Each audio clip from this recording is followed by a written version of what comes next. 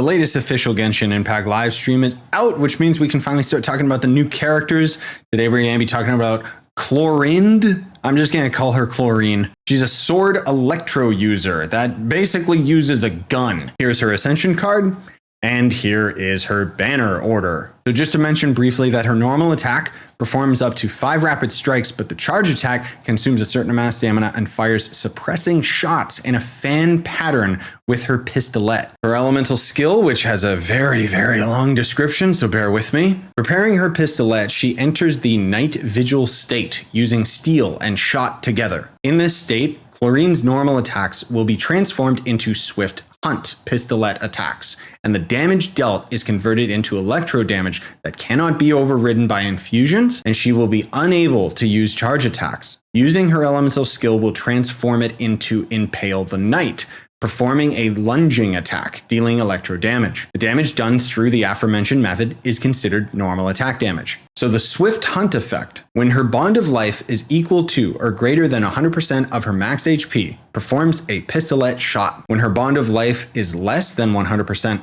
firing her pistolet will grant her bond of life, with the amount gained based on her max HP. The shots she fires can pierce opponents, and damage dealt to opponents in their path is increased. Now for the Impale the Knight ability. The current percentage value of Clorine's bond of life determines its effects. When the bond of life value is 0%, performing a normal lunging strike. When the bond of life value is less than 100% of her max HP, Clorine is healed based on the bond of life value, and the area of effect of the lunging attack and the damage dealt is increased. When the value of the bond of life is equal to or greater than 100% of her max HP, use Impale the Knight Pact. The healing multiplier is increased, and the attack area of effect and damage dealt by the lunge is increased even further. In addition, when Clorine is in the night vigil state, healing effects other than Impale the Knight will not take effect and will instead be converted into a bond of life that is a percentage of the healing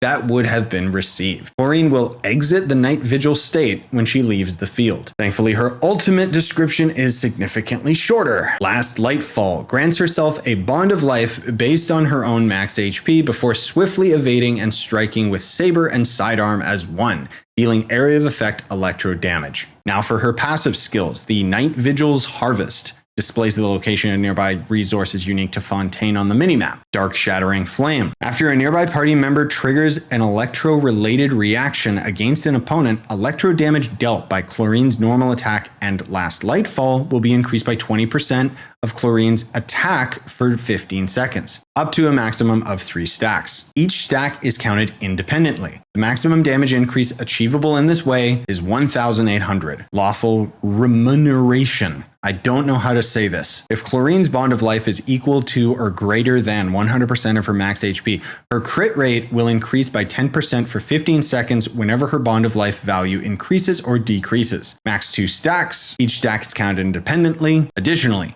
Hunter's Vigil Night Vigil state is buffed. While it is active, the percent of healing converted to bond of life increases to 100%. Now her Constellations, or C1. While Hunter's Vigil's Night Vigil state is active, when electro damage from Clorine's normal attacks hit opponents, they will trigger 2 coordinated attacks from a Night Vigil shade summoned near the hit opponent, each dealing 30% of Clorine's attack as electro damage. This effect can occur once every 1.2 seconds. Damage dealt in this way is considered normal attack damage. For C2, enhances the passive talent Dark Shattering Flame after a nearby party member triggers an electro-related reaction against an opponent. Electro damage dealt by Clorine's normal attack and Last Lightfall will be increased by 30% of Clorine's attack for 15 seconds. Max 3 stacks. Each stack is counted independently. When you have 3 stacks, Clorine's interruption resistance will be increased. The maximum damage that can be increased in this way goes up to 2,700. And of course, you have to unlock the passive Dark Shattering Flame. Her C3 increases her elemental skill by 3 levels. Her C4,